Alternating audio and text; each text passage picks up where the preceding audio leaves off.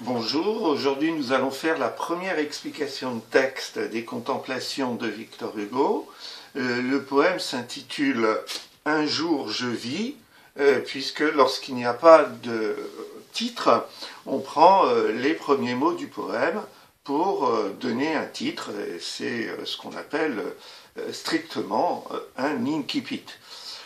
Si vous commencez à travailler, ça veut dire que soit vous avez réussi à imprimer le texte, soit vous l'avez recopié sur une feuille, de façon à surtout ne pas mettre de notes sur votre livre. Le poème est situé, comme je vous l'ai dit en introduction l'autre jour, avant même la grande partie autrefois, et donc se situe juste après la préface. Je vous ai noté l'introduction que je vais vous lire. Victor Hugo publie les Contemplations en 1856 comme une somme de ses expériences vécues entre un autrefois, plutôt positif, et un aujourd'hui, marqué par la mort, les tourments personnels et l'introspection, c'est-à-dire le fait de se regarder à l'intérieur de soi-même. Le premier poème du recueil est singulier car il précède les deux grands mouvements du livre et succède à une préface en prose. Daté de 1839, il semble plutôt appartenir à la période d'autrefois et s'inscrit dans la dynamique du courant romantique dont Victor Hugo est alors le chef de file. Je vous laisse noter cette introduction. On passe à la lecture. Un jour, je vis, debout au bord des flots mouvants, passer, gonflant ses voiles, un rapide navire enveloppé de vent, de vagues et d'étoiles. Et j'entendis, penché sur l'abîme des cieux, que l'autre abîme touche, me parler à l'oreille une voix dont mes yeux ne voyaient pas la bouche. Poète, tu fais bien, poète au triste front, tu rêves près des ondes, et tu tires des mers bien des choses qui sont sous les vagues profondes. La mer, c'est le Seigneur, que, misère ou bonheur, ton destin montre et nomme. Le vent, c'est le Seigneur. L'astre, c'est le Seigneur. Le navire, c'est l'homme. Donc, voilà cette introduction. Ce texte, à partir de celui-ci, nous pouvons travailler sur la problématique suivante qui reprend le parcours de lecture, les mémoires d'une âme. Donc problématique, comment ce poème s'inscrit-il dans les mémoires d'une âme? Pour répondre à cette question, nous allons diviser en deux ce poème. Et le premier mouvement concernera les deux premières strophes de ce poème. Voici le titre de ce premier mouvement, une expérience mémorable. Donc, il concerne les deux premiers quatrains, c'est-à-dire des strophes de 4 vers. Pour aborder cette expérience mémorable, nous allons faire une première sous-partie en notant que cette expérience s'inscrit dans le temps. Pour montrer cela, on remarque que le poème commence par un jour. Si l'on commente cette expression, on remarque que le moment est imprécis. Cela est visible grâce à l'utilisation justement de l'article indéfini 1. Mais ce un peut être aussi interprété comme un moment unique, un moment mémorable.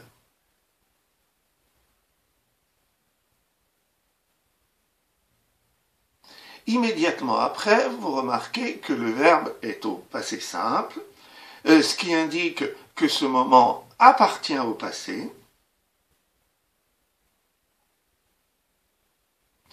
Et il renforce cette impression de moment mémorable, puisque le passé simple insiste sur la notion d'un temps ponctuel, d'un moment dans le temps précis.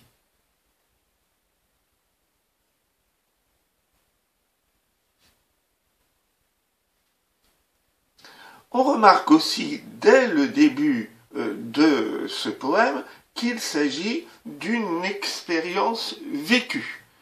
Immédiatement après, nous voyons le pronom personnel je, mais aussi dans la deuxième strophe le pronom personnel j apostrophe. Nous voyons le pronom personnel me, puisqu'il est suivi d'un verbe, et nous voyons l'adjectif possessif, mais, puisqu'il est suivi d'un nom.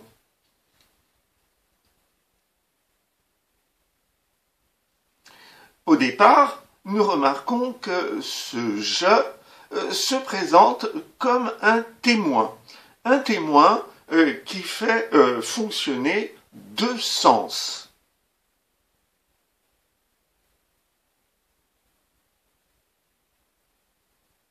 Nous allons souligner les sens qui sont mis en jeu à travers un champ lexical. Il y a d'abord je vis. Dans le deuxième quatrain, il y a j'entendis. Mais il y a aussi à l'oreille. Il y a aussi mes yeux, et il y a aussi voyez.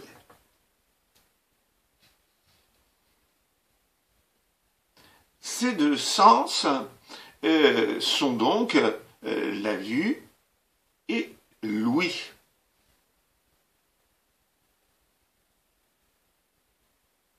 La conjonction de coordination et qui se trouve au début de la deuxième strophe montre une succession entre la première impression qui est liée à la vue et la deuxième qui est liée à l'ouïe.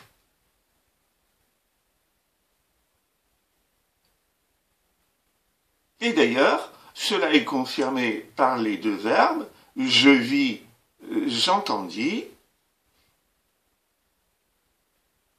Ces deux verbes sont au passé simple et la deuxième valeur du passé simple, c'est l'idée de succession dans le passé.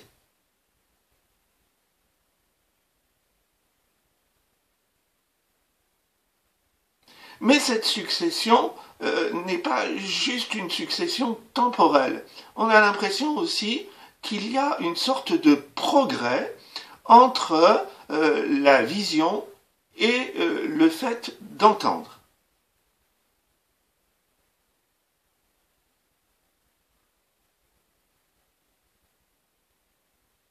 En effet, dans la deuxième strophe, on voit que le fait d'entendre est largement plus développé que le fait de voir, me parler à l'oreille, et en revanche, la vue, elle, est associée à quelque chose de négatif, ne voyait pas.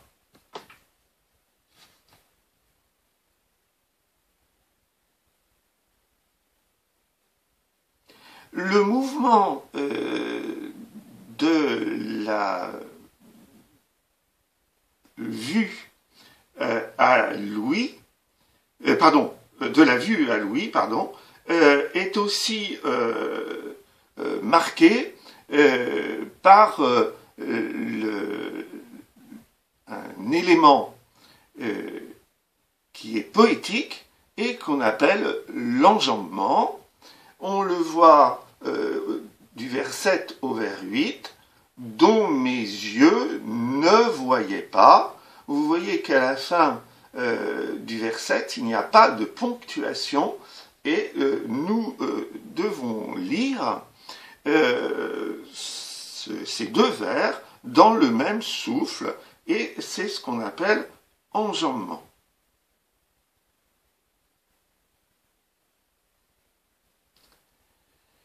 Ainsi, je apparaît comme le destinataire privilégié de ce qui est entendu à travers toujours ce verset, me parler,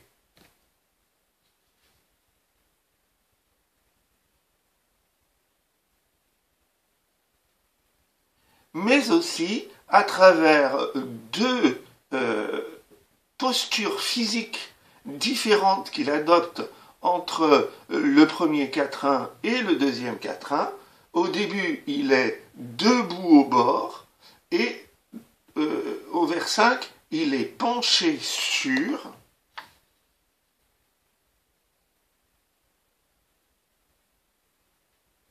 Comme s'il était de plus en plus attentif à ce qui se passe et donc de plus en plus attentif à la parole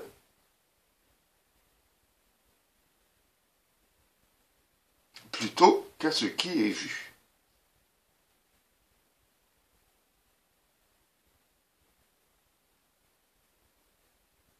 On s'aperçoit donc que le je a une sorte de privilège d'entendre cette parole et on voit déjà se profiler une première figure romantique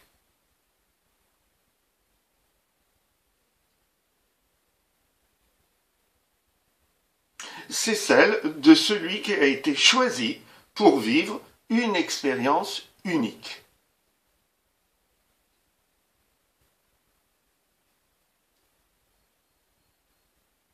Alors, on a dit que deux sens étaient privilégiés. Dans la première strophe, plutôt la vue, et dans la deuxième strophe, plutôt l'ouïe. Eh bien, nous allons étudier successivement ces deux sensations. On remarque que l'expérience mémorable rapporte des choses vues. Alors, vous avez peut-être remarqué que dans ma présentation, j'ai mis l'expression « chose vue » entre guillemets, parce que c'est le titre d'une sorte de recueil qui est publié en 1838 pour la première fois, donc une année avant le poème que nous étudions, et ce recueil d'observations a été fait justement par Victor Hugo.